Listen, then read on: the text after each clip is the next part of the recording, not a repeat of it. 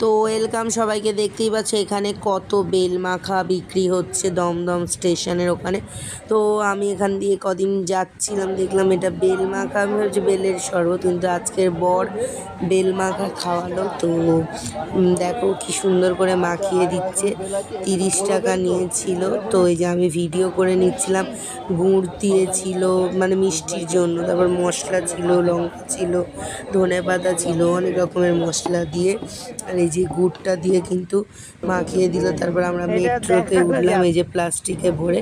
তো বর ভিডিও করে দিচ্ছিলাম, আমরা মেট্রোতেই খেয়ে শেষ করি, কারণ এতটা লোভনীয় ছিল আর মানে ওয়েট করা সম্ভব ছিল না, তাই জন্য খেয়ে নিলাম। ভীষণ সুন্দর, মানে এতদিন পর আরও সুন্দর বেল মাখা খেলাম। তারপর বাড়ি এসে এই যে দেখতেই পাচ্ছ রাতের ডিনার লুচি আর ডাল খেয়ে নিলাম, সাথে কিন্তু মিষ্টি ছিল। সেই মিষ্টিটাও দেখো বেশ ভালো লাগছিল। তো এগুলোই খেলাম আমি।